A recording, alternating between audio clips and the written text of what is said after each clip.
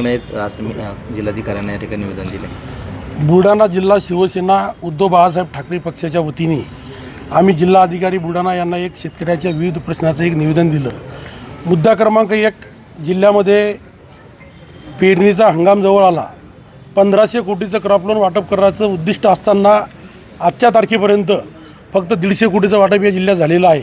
म्हणजे अतिशय मंद गतीनं या बँकेचं काम चाललं आहे. शेतकऱ्यांना रडाला त्या ठिकाणी येतं आहे. 15 दिवसावर 8 दिवसावर पावसाळा येऊन ठेपला, पेरणी येऊन ठेपली, बियाणं घ्यायचं, खताचं बियाणं आणायचं, घरात पेरणी करायची आणि या पद्धतीनं बँकेवाले अशा पद्धतीनं हे करून राहिलेत.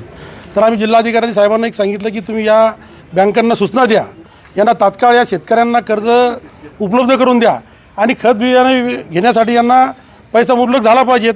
दुसरा मुद्दा, अवकाळी पाऊस जो पडला, या पावसांना जिल्ह्यामध्ये अतिशय मोठ्या प्रमाणात नुकसान झालं. या फळबागाचे पंचनामे करून शेतकऱ्यांना याचा मोबदला ताबडतोब मिळाला पाहिजेत.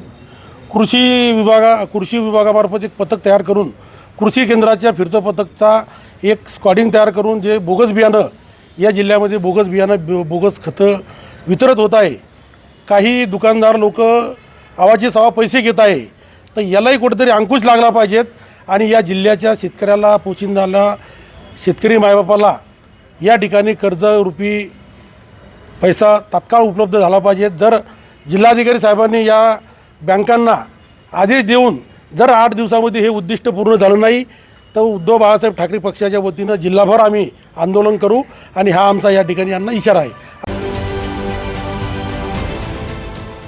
देश विदेशातील प्रत्येक घडामोडींचे लाईव्ह अपडेट मिळवण्यासाठी आता साम टीव्हीच्या सर्व सोशल मीडिया प्लॅटफॉर्मला लाईक, फॉलो आणि सबस्क्राईब करा. तसंच सर्व नोटिफिकेशनसाठी बेल आयकॉन प्रेस करायला विसरू नका.